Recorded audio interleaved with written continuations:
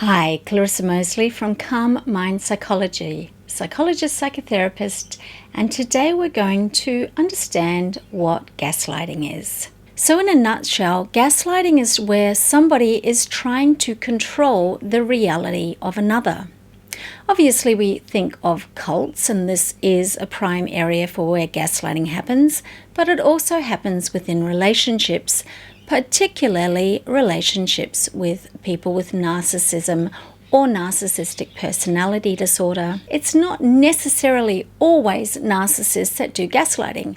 It could happen with any other personality disorder, borderline personality disorder, someone who's highly delusional or paranoid, somebody who is simply abusive and controlling, somebody who is psychopathic and desires intently to control the reality of another, and of course, cult leaders and so forth. So gaslighting is where you are told that your reality is not your reality, that you are somehow wrong, deluded, mistaken, or otherwise. And this happens repeatedly. Obviously, we can all have differences in arguments and disputes. For example, the other day, somebody bought a jumper to me and said, "Tell me what color this is." And I looked at it and I knew exactly what was happening. And I'm like, well, if we put it against something grey, it does look grey, but I'm pretty sure we could also put it in another light and it would be an olive green colour. This isn't gaslighting. This is a difference of opinion and perspective. However, with gaslighting, the individual who is being gaslit is repeatedly told not only that they have a difference of opinion, but their difference of opinion is wrong, faulty, deluded, inaccurate, and even to the extent where they are told there must be something wrong with you if you think that way. Most of us can accept that other people hold different views, values, opinions, and obviously in couple or family relationships, there are lots of differences of opinions and differences of perspective. However, in a gaslighting situation, this is an ongoing erosive behavior, usually someone in an intimate or close relationship, although it is pretty rife in workplaces these days.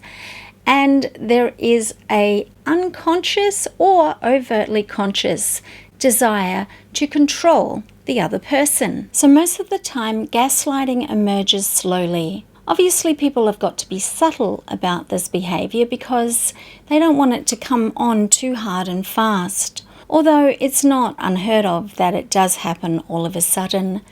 But either way, the conditions need to be met that there is a certain amount of commitment or involvement. There's an investment in the relationship on behalf of the victim and the gaslighter. And it might start with really slow things like, you look have you put on weight? And the person will say, well, no, do I look like I have? Maybe a little bit. And so there's a subtle undermining of the victim's self-confidence.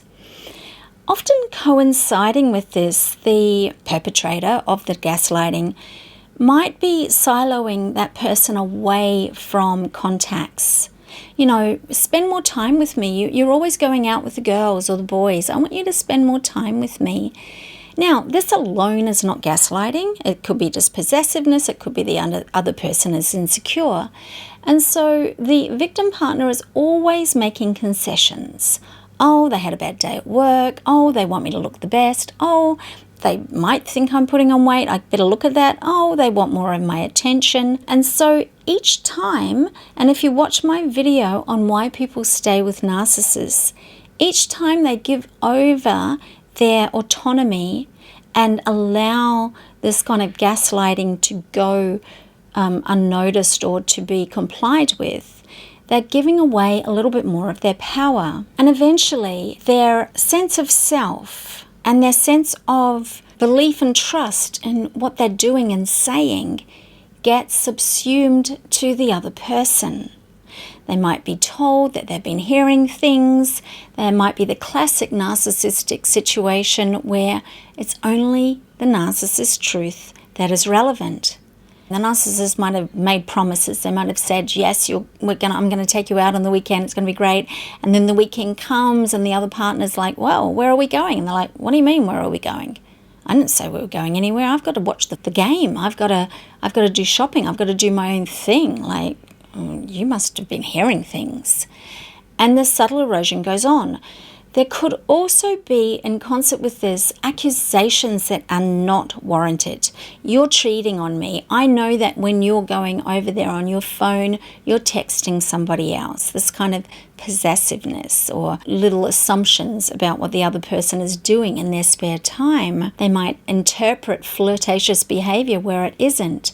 And this is a part of the control mechanism. There's also the use of what we call flying monkeys. And these are, as in the Wizard of Oz show where the flying monkeys sort of hovered around and watched.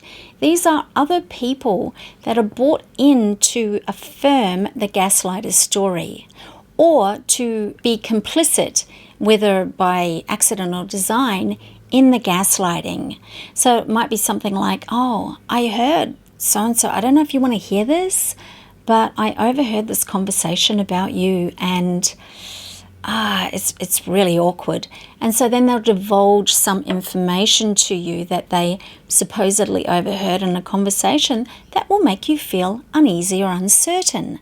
Again, you're kind of down a peg in your feeling of safety and certainty in who you are and what you're doing.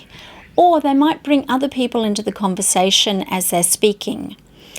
You are always wrong about this. I know you're wrong because I was talking to Sally and Joe the other day and they told me that you always do this. You drink too much when you go out and you get unwanted attention, and they actually think you might have a problem with drinking. I don't know, have you ever thought about that? I mean, I've been watching you. And so this kind of covert attack and character assassination is happening. Another term for the flying monkeys is this triangulation.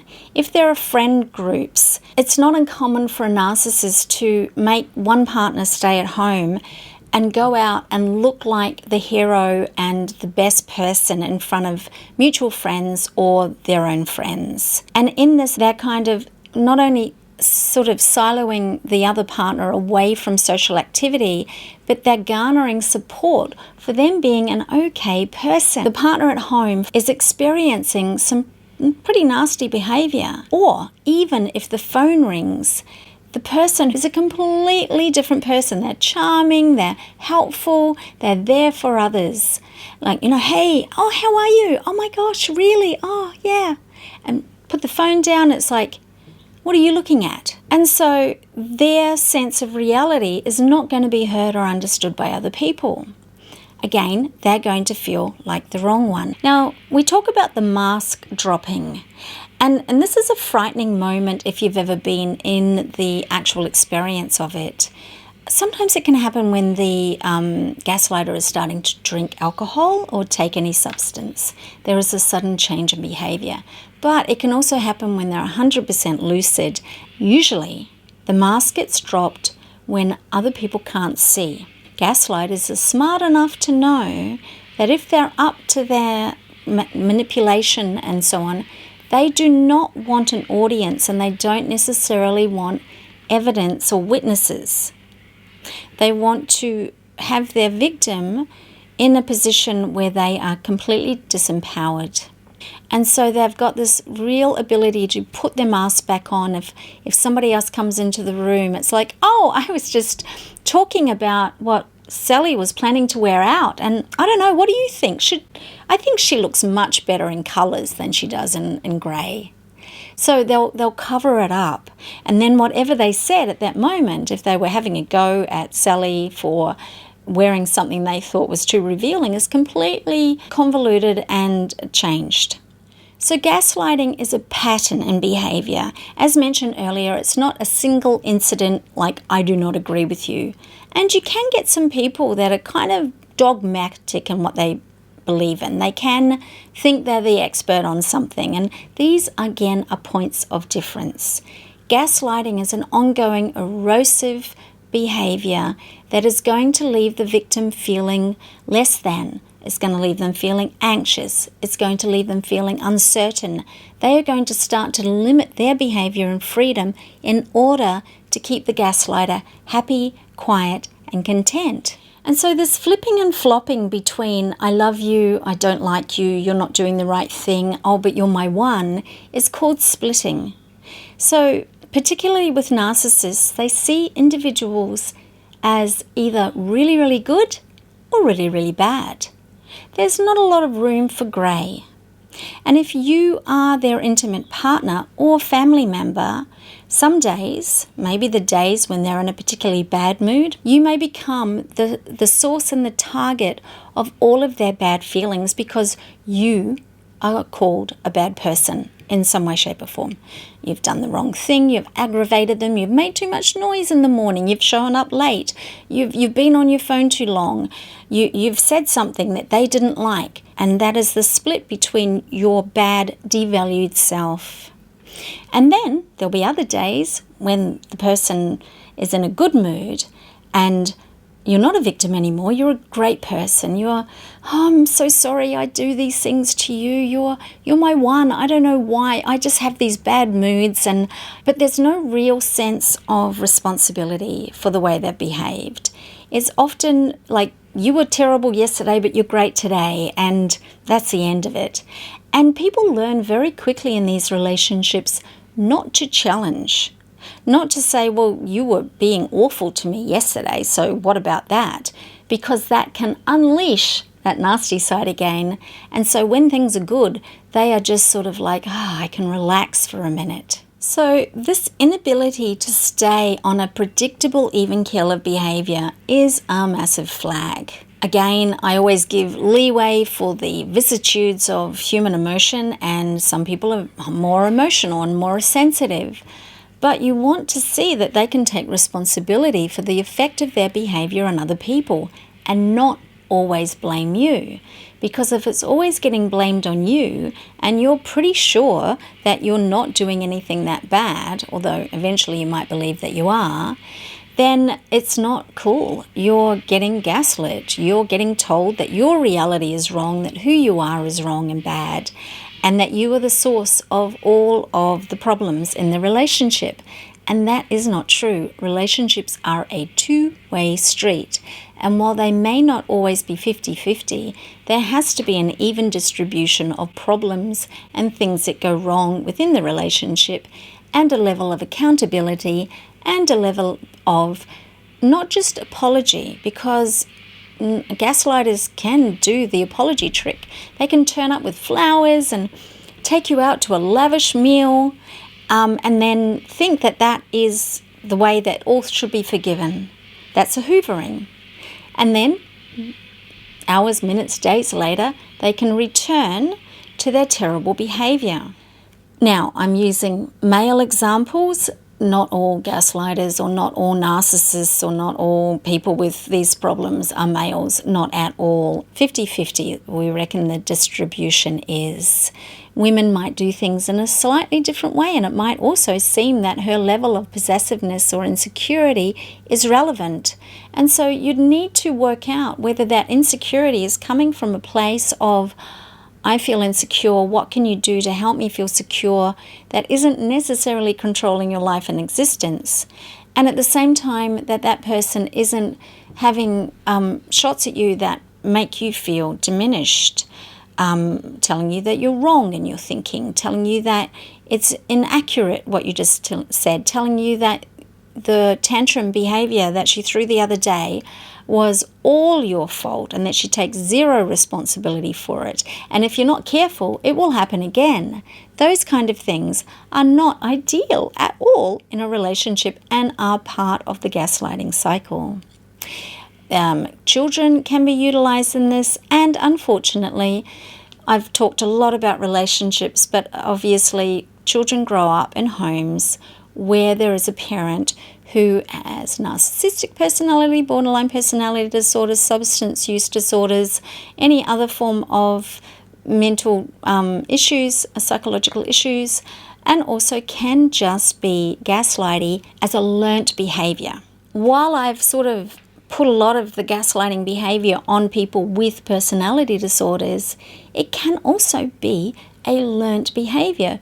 If you grew up in a house where one parent was gaslighting the other parent a lot And also maybe by proxy the children, or it was a behavior that you observed and you were exposed to in the course of your development. You may not be narcissistic at all, but you could have elements of narcissistic-like behavior and the ability to gaslight others. Now, this is a hard thing to swallow, but if you have an awareness of this, then it's behoving on you to look at your own behavior and look at the patterns within your relationship and the damage that may have been done to other people. Often people gaslighting feel 100% justified in what they're doing. But if you're looking at the course of a relationship over time and one person has got all of the power, all of the control through manipulation, holds all of the reality. Their reality is the only reality that matters, and the other person's reality has to be subserved to that person. That is not a relationship. That's an incredible power imbalance, and it's abusive. At the end of the day, a gaslighter is 100% responsible for their own behavior.